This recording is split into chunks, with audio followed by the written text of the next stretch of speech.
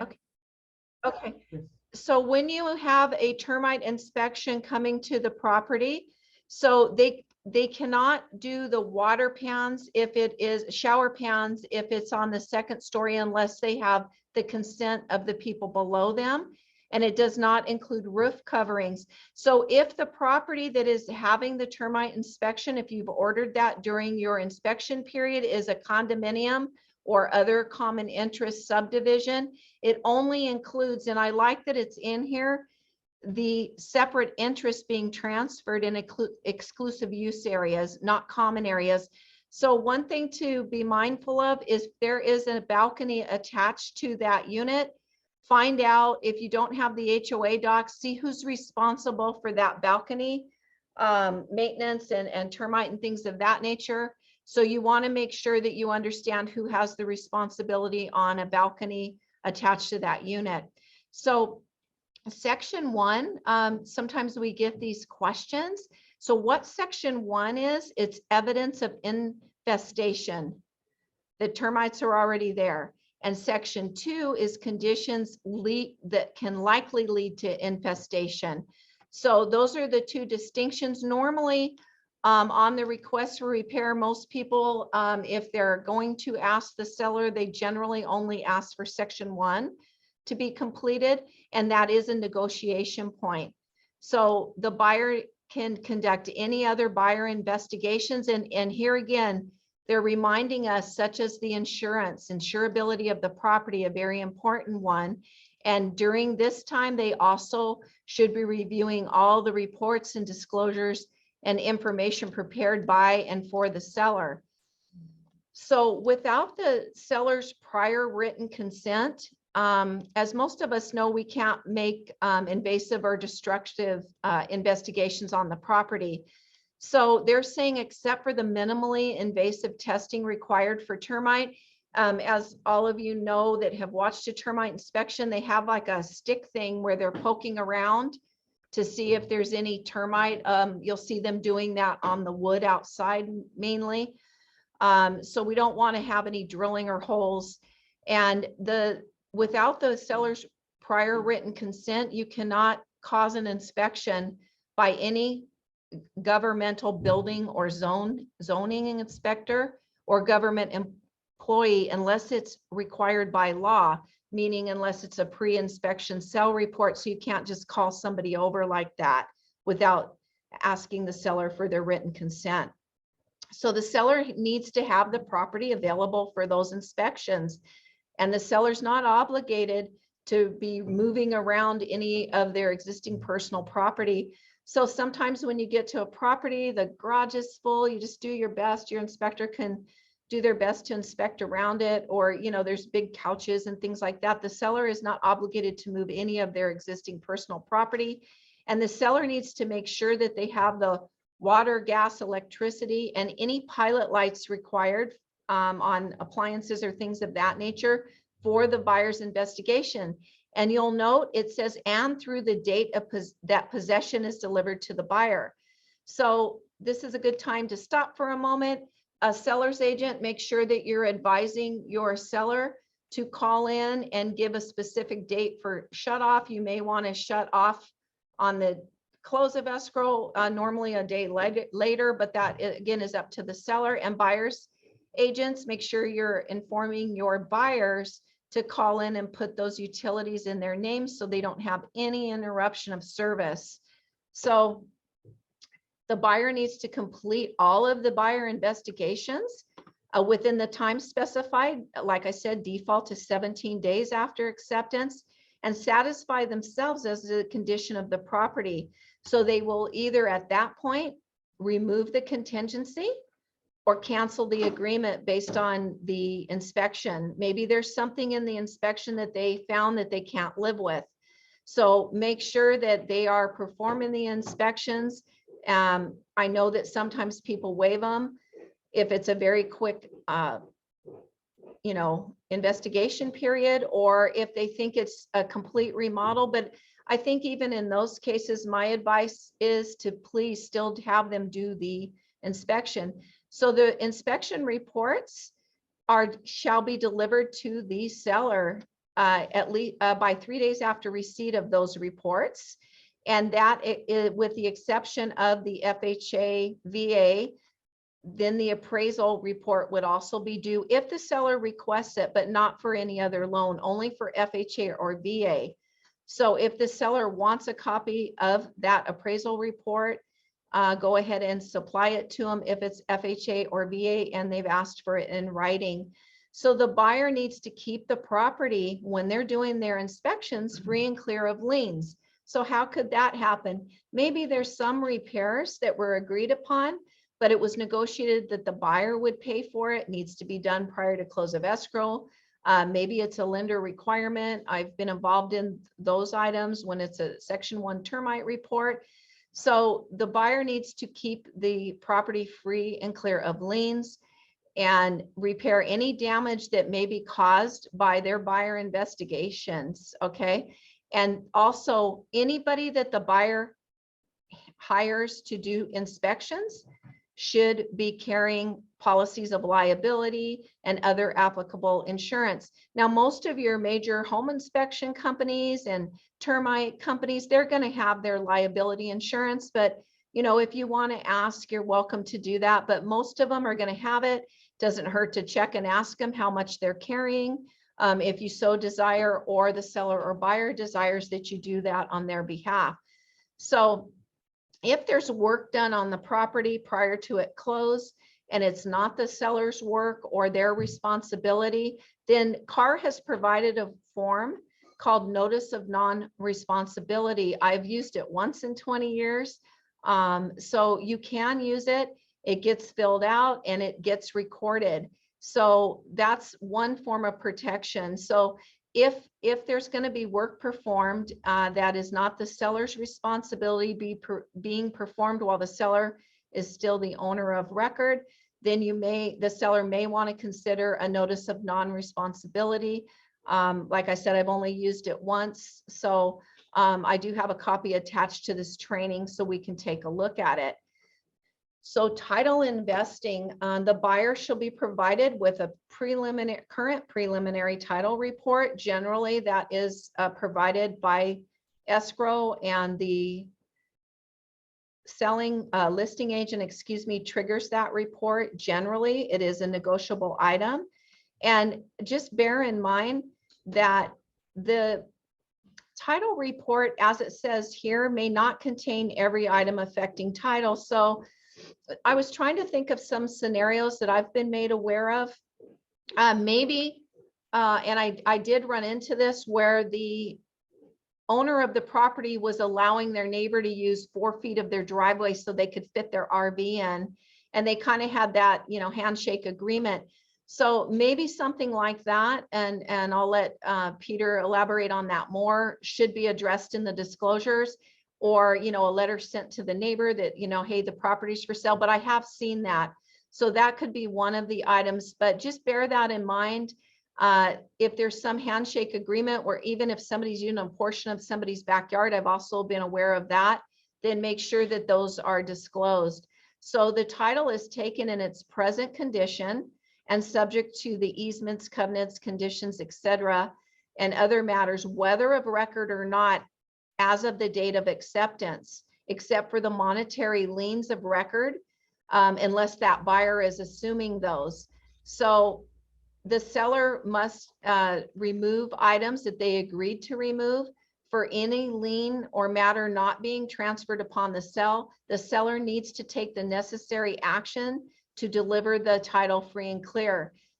So right down here, it's saying that the seller within 7 days after request needs to give the escrow holder the necessary documentation or information to clear that title. If it's something they need to provide, they need to do that within 7 days after escrow has requested it. What form is that? That is C. Okay, so that's a deadline there that if they ask, they need to be providing it. So I find E interesting. If the buyer is a legal entity, and this only pertains to residential units 1 to 4, and the property purchase price is at least $300,000, which around here it certainly would be, and is made without a bank or loan, or external financing, then the geographic targeting order kicks in. So that is for entities, not for individuals that are making a cash purchase price of at least 300,000. It pertains to residential properties. And there is a form, a collection data form that I can show you after these pages and training are done, that escrow will provide to the buyer, in this case, to fill out. And it's a collection data form that title does require. So the buyer does agree to cooperate with the title company so that they may comply with the GTO. Okay. This is a cash thing.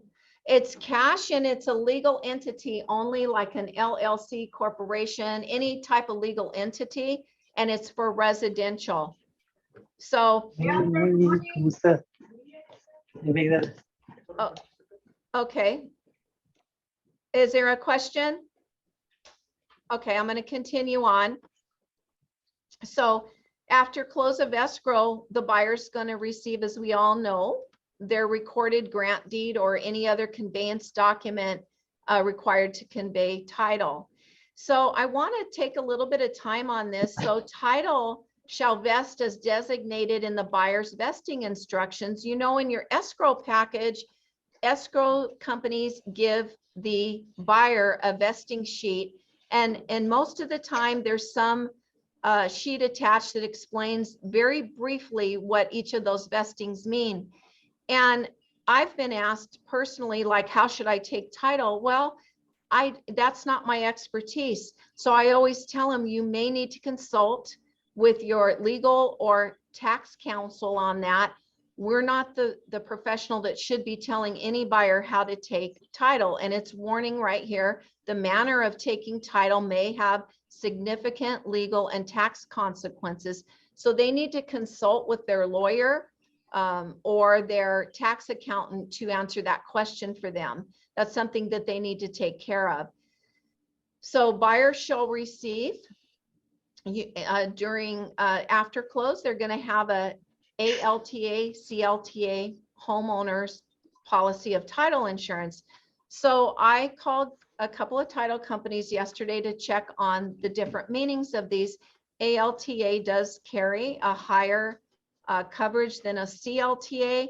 And I was informed by a major title company that most title companies these days are issuing the ALTA policy rather than the CLTA. Another title company told me that once in a blue moon, and we can have a title officer address this, but I'll just tell you what I found out. Sometimes a property won't qualify for the ALTA, so they will issue the CLTA. That doesn't happen very often, but most title companies are now issuing the ALTA policy. So I would advise you, if you have a question on that, to consult with your favorite title officer, give them a call, and have them explain further the differences between the ALTA and the CLTA. But again, I'm told that most title companies are automatically issuing the ALTA, but in some cases, if the property doesn't qualify for that, it goes to the CLTA policy. Okay, so time removal of contingencies and cancellation rights. So we all know that we cannot modify any portion of the contract, including contingencies, extend or change them unless it's by mutual written agreement. So let's go through these. The seller delivery of documents. The seller, by default of the contract, has 7 days to deliver seller disclosure to buyer, or perhaps the days have been amended. But I like I said, again, I really hope that we can keep those lines, those days in order, because it does take a while to get everything over to the buyers. So buyer review of documents, request for repair, contingency removal or cancellation. Hi, we've got a nice crowd in here today. It's so nice to see you. He looks very handsome. So buyer has the specified time as noted in the grid section to perform their investigations and review all disclosures reports. And if there's a lease item to be assumed by the buyer, solar panels, other items on the property, or if there's a tenant in place on the property, they should be reviewing those within the 17 days after acceptance, or if the days have been modified, pay attention to that. They also need to return the seller copies back to the seller signed. Okay, so buyer may within this time specified, usually 17 days after acceptance, request that the seller make repairs or take any other action regarding the property. Those repairs for us are request for repair, car form RR. That is where you request repairs. Now, I want to point this out that the seller has no obligation to agree or to respond or even respond to the buyer's request for repair. And if the seller does not agree or does not respond, the buyer is not contractually entitled to have the repairs or other requests made. They may cancel the agreement based on something they found in the inspection or the disclosures that they can't live with. So they may cancel based on that within their contingency period. Most of the time, most sellers will respond to a request for repair, but they're not obligated. So there's been confusion in the past that people thought that the seller must respond, but they don't have to. But generally, sellers will respond, you know, just to keep the deal moving or to see if things can be worked out. So at the end of the contingency period, the buyer should deliver the contingency removal of that applicable contingency. For instance, the investigation. Sometimes we remove them in steps, or sometimes we can remove all contingencies all at once. So if a report is delivered late to a buyer, let's say you had a 17-day contingency period, and for some reason you weren't able to deliver that report to the buyer until the 15th day, now they can go beyond the 17 days to review that item. So they have 5 days from the date of delivery if you deliver late to review that item. Now, if you deliver it by the 10th day and you have 17 days, you're still within the contingency period, and that still gives them the 5 days. So just make sure, if you're the listing agent, that you have gathered all of disclosures, if possible. By the time you get into escrow, it's good to deliver those early. So continuation of contingency. So this is an active process for removing contingencies. This is not automatic. So if you're going along on this transaction and the contingency removals should have been 17 days after acceptance, and you're now at day 25, listing agent, and you have not required or sent a notice to perform that the buyer remove those contingencies, the buyer still has all those open. So you want to be paying attention to the dates when contingencies should be removed. And if there's any issues, be communicating with the other agent. I think when we can communicate and dance with each other, then it makes the deal go smoother. And a lot of being able to dance with the other side and making the deals go smoother is learning more and more about the contract.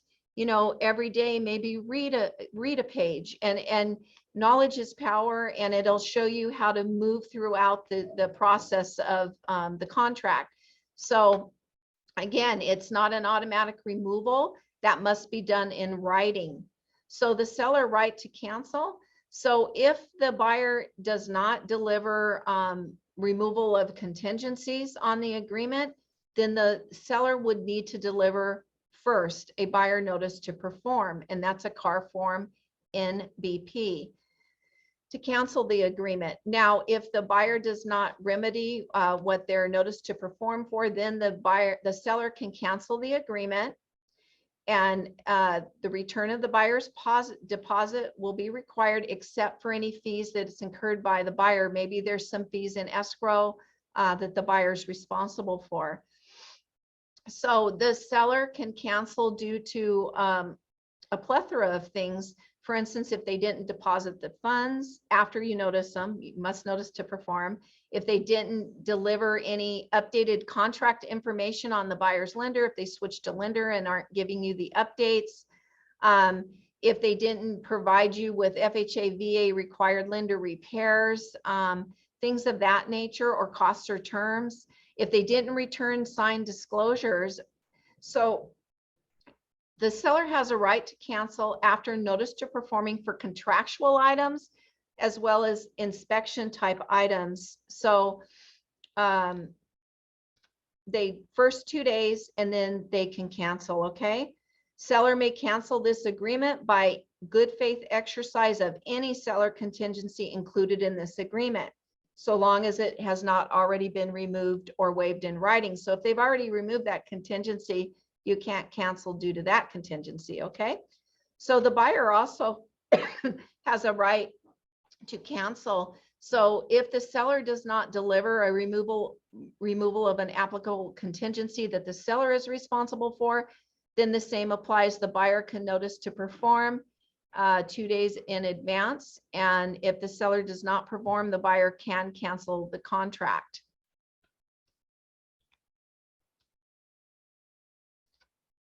So notice or buyer to perform, notice of buyer or seller to perform.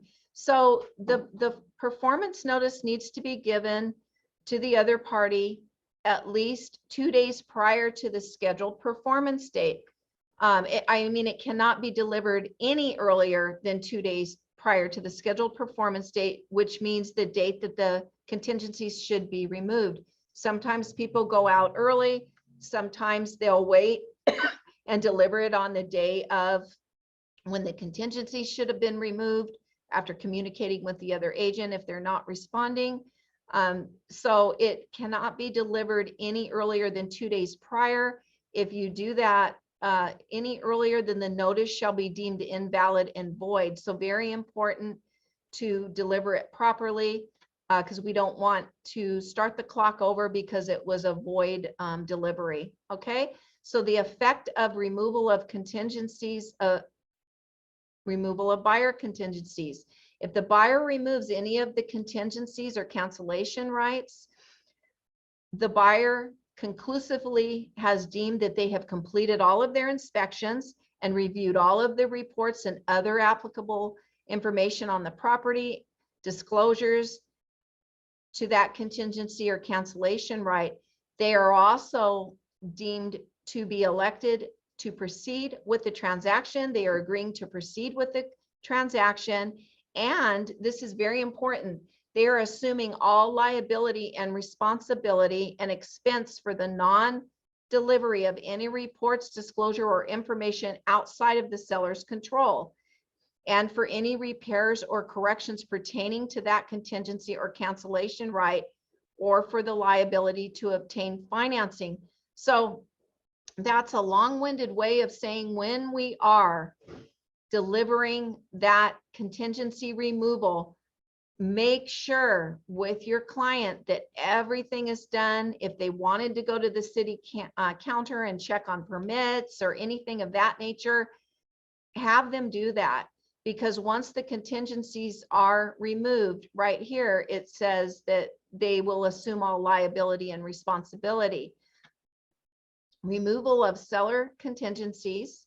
So unless otherwise agreed, the seller, if they have contingencies removed, they've satisfied with themselves the same thing with that contingencies, and they are giving up the right to cancel this agreement based on that contingency. So that could be a contingency of maybe they want to purchase another home, you know, that they threw a contingency on that through the COP form.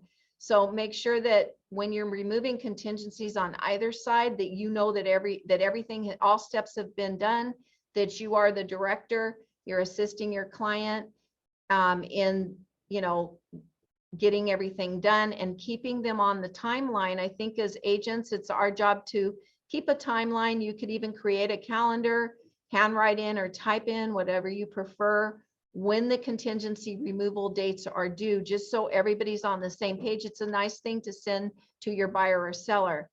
So demand to close escrow. So prior to the buyer or seller canceling this agreement for failure of the other party to close escrow, buyer or seller, whichever one needs to deliver it, must first deliver the demand to close escrow. It's a CAR form DCE signed by the party that's delivering it. They give the other party at least 3 days after delivery to close escrow. So it's not an automatic. You can't say close right now. They need 3 days to have the opportunity to close escrow. This form cannot be delivered any earlier than 3 days prior to scheduled performance date or close of escrow date, or it will be deemed invalid. Okay. So effective cancellations on deposit. So if the buyer or seller gives written notice of cancellation pursuant to the rights they have under this agreement, the parties agree to sign and deliver mutual instructions to cancel the sale. So we have a CAR form that does that, and escrow and release deposits, if any, to the party entitled to the funds. And if there's any fees or costs paid by escrow, it would be less those funds. So a release of the funds out of escrow, as we all know, are not automatic. Even with a contract cancellation, they must be mutually signed release instructions from the parties, or judicial decision or arbitration award. So if a party withholds their, refuses to sign for no good reason, then the party that is making that refusal could be subject to a civil penalty of up to $1,000. So the agents or the escrow holder were not qualified to provide an opinion on whether either party has acted in good faith or which party is entitled to the deposit funds. So the buyer and seller are advised to seek the advice of a California real estate attorney regarding this matter, should something come up on that. Okay, so this is good right here to make sure you understand that. We can execute all the paperwork and get everything ready, but we don't determine who is entitled to the deposit. So repairs, if they were agreed to on the request for repair or some other avenue, the repairs should be completed prior to the final verification of condition of property, unless it's otherwise agreed in writing. So remember, the default for the verification of condition of property that we document on CAR form BP, the default days is 5 days prior to close of escrow. If you feel you need to go out a little bit earlier to make sure that everything's complete and ready for delivery, by all means do that. But the default is at least 5 days prior to close of escrow. So the repairs should be ready.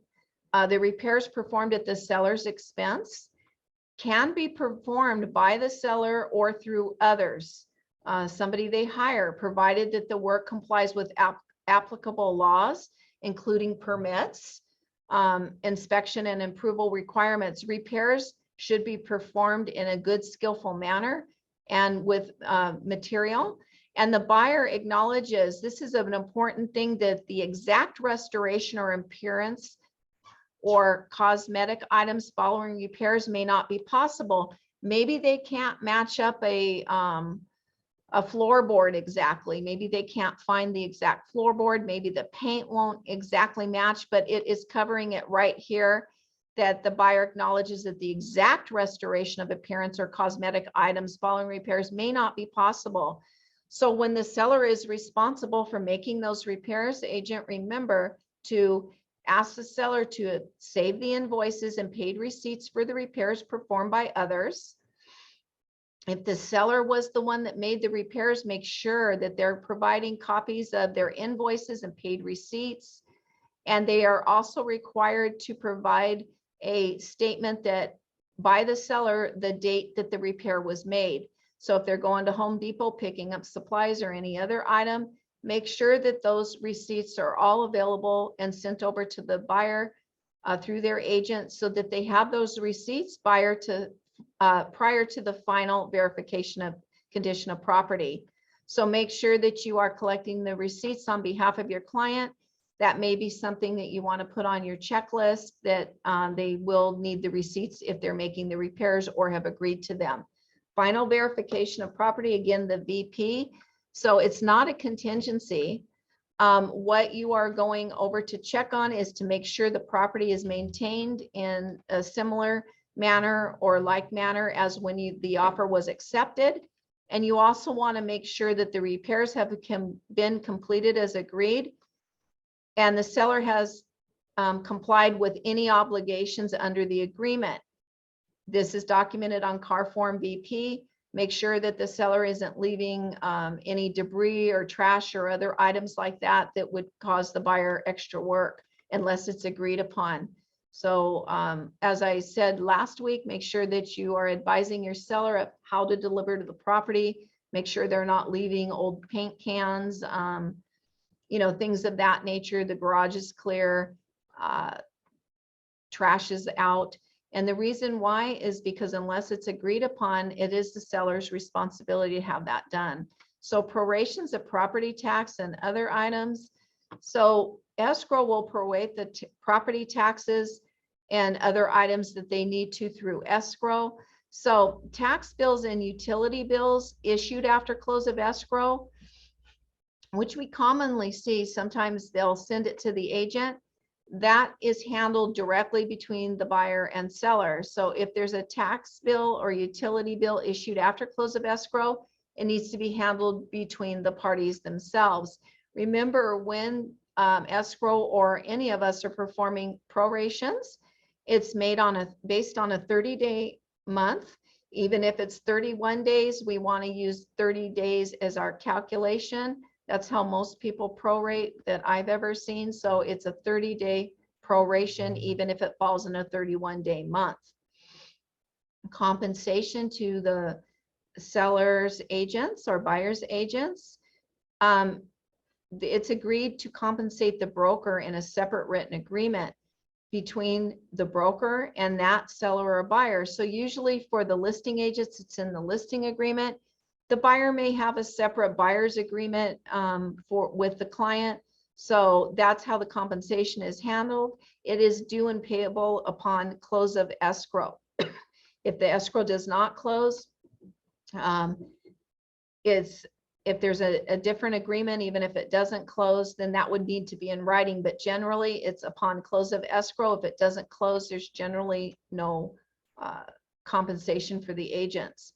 So I like 18B, the scope of duty. I think it's a really important paragraph, and it goes over specific items that they agree that the agent is not, shall not be responsible for identifying defects on the property. We do not decide the price that the buyer should pay on the property. We're not going to guarantee the condition of the property. We don't guarantee the performance of, you know, or adequate performance of inspections or services. We can refer them, but we don't guarantee them. There's a lot of good information in here. So I would take a look at this. And right here, shall not be responsible for providing legal or tax advice information that exceeds the knowledge, education, and experience required to perform real estate licensed activity. Again, they're advising the buyer and seller to seek legal advice or tax or insurance advice. Talk to your title officer for any assistance they desire from the appropriate professionals in these matters. So this is a good paragraph to get familiar with. We are not responsible for verifying square footage, representations of other or information contained in investigation reports, the multiple listing service, advertisement flyers, or other promotional material. I think this scope of duty paragraph is great for agents. Read it, get familiar, and understand what your duties are as a real estate agent, and let the other professionals handle the other things that they should be handling. So that is going to conclude the 3 pages we're going over today. I did want to show you the BIA, Buyer's Investigation Advisory. They do make reference to this in the contract. It's nice because it's telling the buyer the importance of a property investigation. It's also outlining some additional items they may want to check for, such as square footage. Sometimes we have properties that don't match the assessor's data, the age, the boundaries, building permits, zoning, governmental requirements. Make sure the addresses match. Rental property restrictions. So on this one, if you're buying in a HOA controlled property, condos, townhomes, properties like that, sometimes there is a restriction on how many units can be rentals. So you need to check with the HOA. If you don't have the documents in hand, it's an easy call to the HOA. Even if your buyer is buying this property to live in, they may want to eventually make it an investment property and rent it out. So it's just a good thing to check. Security and safety, they can check for alarms, things of that nature. So, and neighborhood area. So this is a big advisory on checking the neighborhood. So I really like this BIA. What page is that? Oh, it's attached to the contract. It's an automatic attachment BIA to the contract. It's an advisory. So this is just in case you've never seen it. Like I said, I've only used this one time, notice of non-responsibility. This is a CAR form. It does get recorded. Demand to close. If you've never seen a demand to close, this is the form that you would use. And I want to show you one other thing that was provided to me by Moy Escrow. Here's the GTO collection. So if it's a cash deal of an entity and it's over 300 or above, then the title company is required to collect GTO information and the buyer needs to comply with that. This is only legal entities, only required by residential. So I'm just showing you just a little bit. This will be provided by escrow. It's going to go into the package. Now, the buyer may not want you having all their information. No problem. They can turn that directly into the escrow officer or their title officer. But this is the form that the title company collects to conform with the GTO requirement. Okay. So are there any questions? Or Peter, I know you're still here. Do you have any input? No, I don't have any particular comments. Pretty detailed descriptions. Then going good job, Oh, Michelle. thank you. So I'm going to look in the chat box.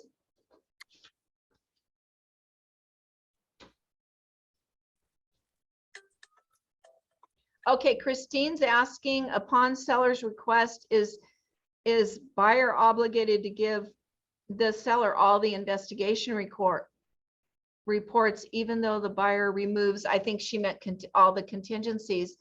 So the seller does have a right to the, I'm sorry, I talked too much, does have a right to those reports.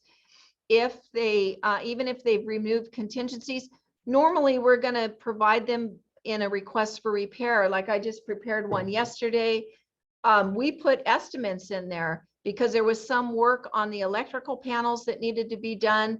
We put all that in there to the seller. So I think it's best to give them the reports, but sometimes the seller, they may not want them, but I would always probably give them the inspection report. If you've hired a formal inspector, you should give them that report on their property, and I would give them the termite report.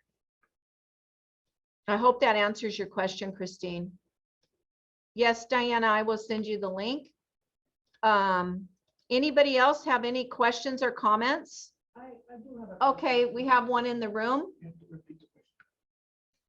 Yeah, in the 12, page 9, when you said 12B, see that on the second floor, the inspection, it says here, may cover that, yeah, that shall include water test. What about bathrooms?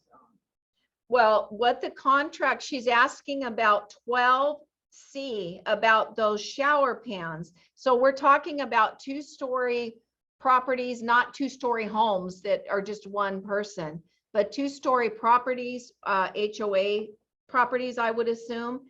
So it says shall not include water tests of shower pans on the upper level units unless the owners of the property below that unit have consent. So water tests of shower pans is what it says in the contract.